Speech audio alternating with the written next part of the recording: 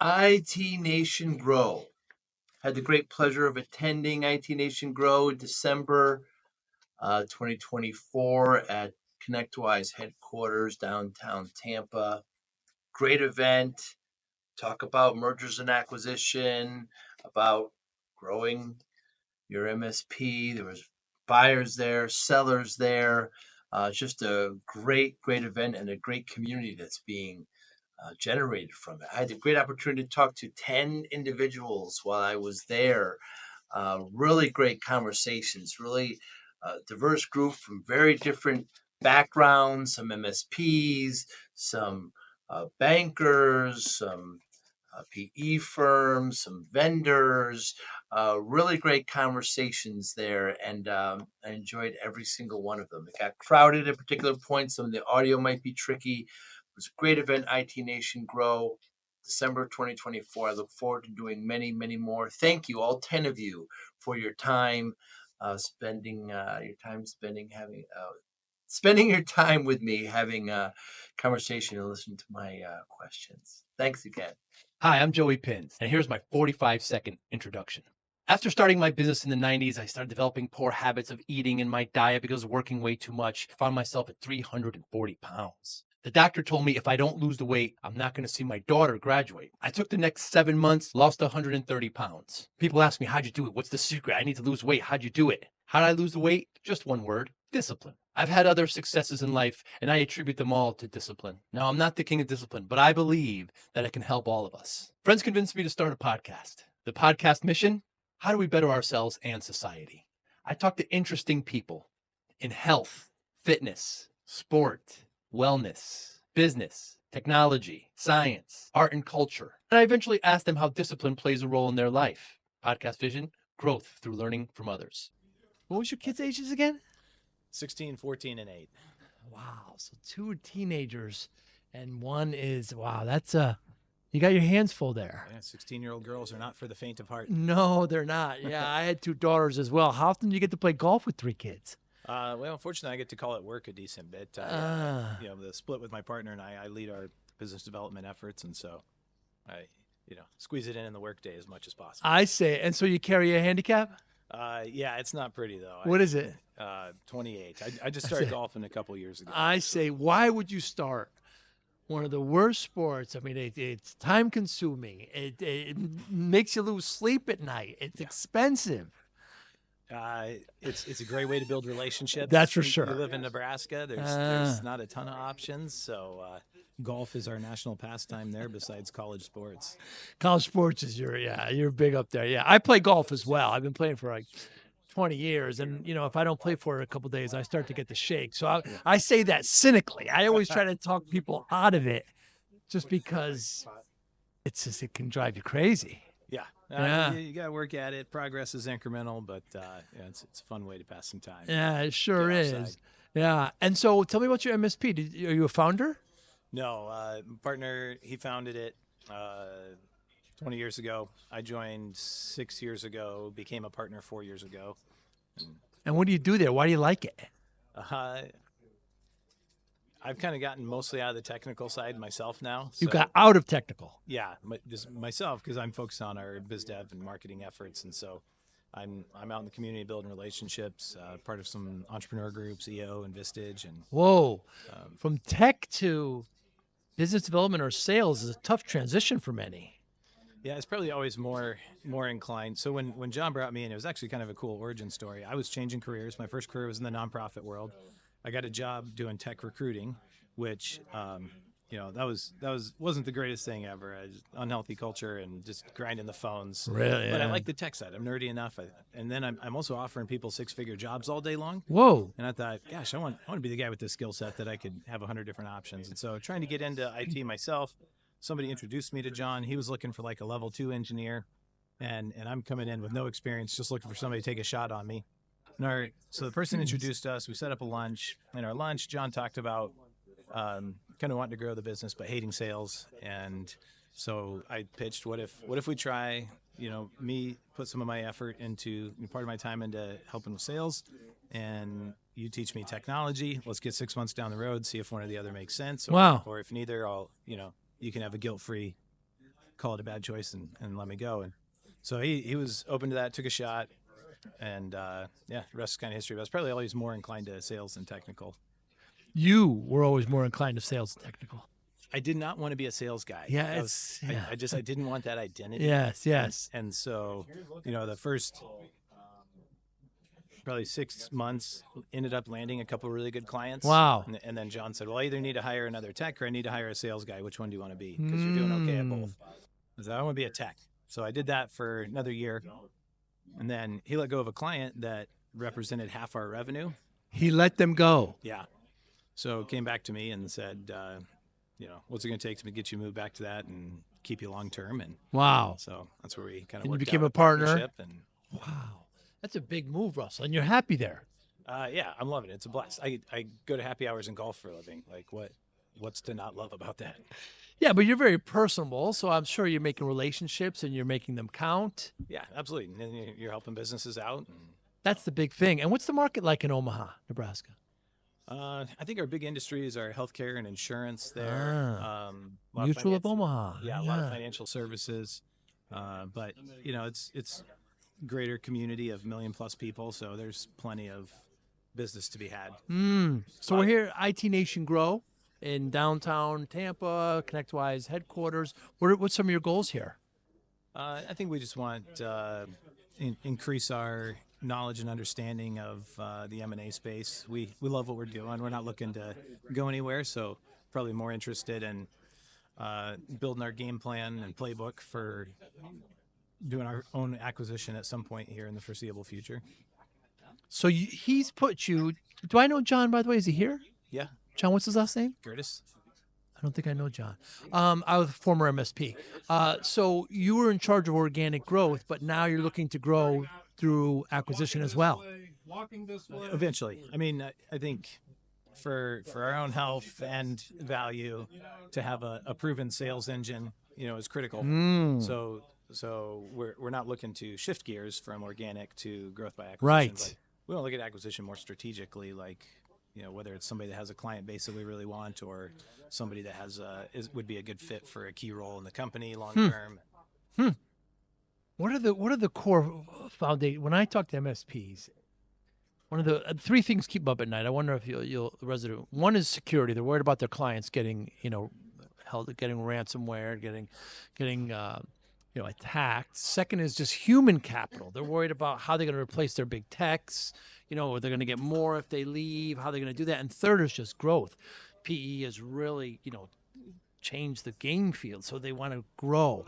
So they really suffer with a really good sales engine. So what are some of the core fundamentals of building a great sales engine, do you think, Russell? People got to know who you are, so finding key ways to get your name out. I think ours has been largely successful thus far just through building relationships, almost very relationally oriented community. Even though we've got, a decent-sized city, people still, most of our business comes to us via referrals. And, long-term as we continue to grow, we will build out internal marketing and, more of an emphasis on SEO and try to get more inbound. But right now we've consistently had 20 to 50% growth year over year the last it's amazing 5 years, and we're booked out on onboardings a few months out. Wow. So it's been all relationship building and referral. Yeah, for the most part, finding strategic people, like working with EOS consultants. We kind of came up with a strategy for a revenue share with them, and so they're embedded with clients and know when somebody sets a rock to say we need to fix IT this quarter or this year. And do you know Ann Schoolcraft? No. So are you guys in EOS as well? Yeah, we've followed it for about 5 years. And absolutely foundational to, I think, the growth and alignment we've had. And yeah, that's a big one. And also peer groups. Are you part of any peer? Yeah, we're both a part of a industry-specific peer group. Mine's more independent. John's part of Evolve. Sure. Interesting. And I was part of HCG and Evolve as well. I know it very well. And of course, Arlen and Scott are right here. But you're also part of a peer group that's not part of IT. Yeah, I started it when we were broke and spending a few $100 extra a month wasn't really an option, and so got out on Reddit and looked for some owner-led sales MSPs that were 1 to 3 million in revenue, and ended up finding a handful of guys that were interested, and we've added a couple more over the years. And actually, 2 of them just merged, so which kind Did of they? ticks me off because now they're bigger than me. What is the MSP name? Ours, Yes. Ascend Technology Group. Ascend. Yeah. And why would an MSP want to be part of Ascend Technology Group? Why would an MSP want to be? Yeah. Like if they were looking to be acquired or partner or merge, well, who's the perfect candidate for Ascend? I think for the first one, we want to aim local, especially since we're hoping to. I think probably our ideal candidate for the first one's going to be somebody that'll come in and sit in a VCIO type seat. So we've pulled John out of everything technical. He's overseeing ops, but VCIO is probably a limitation to his time that he can spend on the business right now. So if we found somebody with the right kind of agreements and client base, and that would be a good VCIO. But I think we've built a pretty healthy culture, got strong retention of clients and employees. And talk to me, Russell, about you see, you go to these events, you're making connections, you're talking to people. A lot of MSPs are shy and introverted. How do you do that? How do you have any tips for them to actually go to events and try to build relationships? You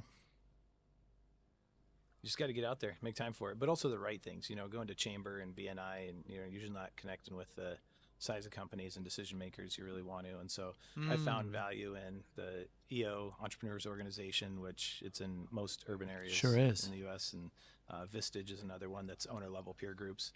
They're kind of expensive, pay to play, but where else do you get to build out your network with other business owners? So the BNIs and the chambers are they don't have kind of decision makers there. Is that the problem? I found this is my experience. I know some guys have had success in those groups, but I've found chambers to be more 90% sales and marketing people that stay in their lane, and BNIs to be more small businesses that are a little bit below the size of companies we're looking for. Interesting. Yeah. And so what's next now for Ascend? What's gonna happen in the new year? In the new year, hopefully we'll hit our growth goals, add a couple good team members. We've spent the last 3 years working with C-level to really kind of build out scalable C-level, help sure. desk and projects. And so Yeah. we're kind of hit a point now where, since we've stripped some of the operational responsibilities off ourselves and got middle management hired out, we're having fun. So Are you still having fun? absolutely. Yeah. Yeah, with 3 kids and being in charge of business development. One thing you said that was interesting, Russell, you said you didn't want to be the sales guy. Why not? I don't know. I kind of maybe had a negative stereotype in my own mind for sales guys. There's a stigma there. Yeah, but really, it took a mindset shift. That one, it's about building relationships. And 2, you're helping solve people's problems, challenges, obstacles, sometimes that they know about or don't know about yet. So more of a problem solver than a true salesman. It does have a negative effect. We have to change that, Russell, right? Because a lot of MSPs don't want to be part of sales because of that same exact reason. Not just MSPs, small businesses. Yeah. And it's a great career path. I mean, where else can an employee start earning more than an owner? Where else can an employee get paths to equity? Yeah. Has there been anything, Russell, in the last month or so that you changed your mind on? That I've changed my mind on? Yeah. Nothing comes top of mind. Nothing. It doesn't have to be as large. I asked one person. They said they went from well done hamburgers to medium well. Anything that you've changed your mind on? Gosh, I can't. Nothing's really coming top of mind. But generally speaking, you're open-minded about things. You'd have to be in biz dev. I'd like to think so. Yeah. Learning new stuff every day. Right. Lowering that handicap has probably opened your mind to working on that hard. Do you take lessons? Yeah. I joined a local golf club and get lessons. And best way to do it. Over the winter, we'll be doing those. That's right. You have a winter. That's right. So you have to hit off the mat and play on the simulator a little bit, right? Yeah. Yeah. You're right-handed? Yeah. Yeah. What's your strength in your game? You know, I'm a new enough golfer. I'm still ecstatic if I hit the fairway. Is so that right? Hitting the fairway off the tee. I keep, see. keeping it in the fairway. That's the goal. When you think about the a great shot, or you're night and you're sleeping, like what's your shot that you think of? Is it a drive? Is it a long iron, mid iron, wedge, putt? It's probably that mid iron. You know, if you have a Mid-iron. drive, you know, get that mid iron shot that gets you on the green. and Gets two. you. That's when it feels great. Greens and regulation, very, very important. Yeah, getting I've on there. mastered getting on in 2 and then getting a 3 or 4, Oh. which is why that handicap is still looking kind of ugly. Putting. Putting is very, very frustrating. Yeah, very much so. So, well, hey, thanks for having me. I probably got to get into Okay, session. one last question. Yeah. I started my MSP in the 90s. I worked way too hard. I got up to 340 pounds, Russell. Wow. And the doctor said if I don't lose the weight, I'm not going to see my daughter graduate. Scared the life out of me. Spent the next 6-7 months, lost 130 pounds, kept it off. Wow. People say, how did you do it? Like it's a secret.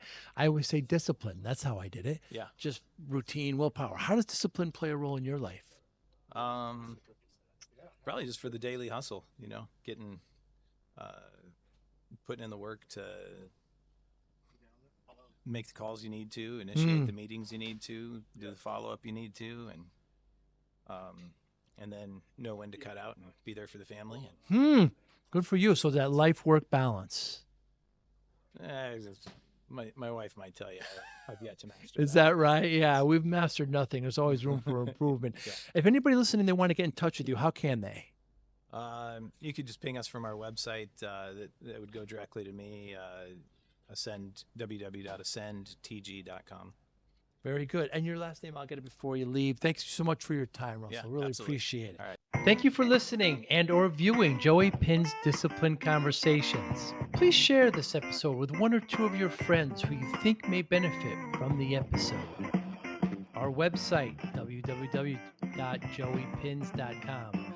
There you'll find lots of resources and you could join our mailing list. Please follow us on all our social media, Instagram, Twitter, and Facebook.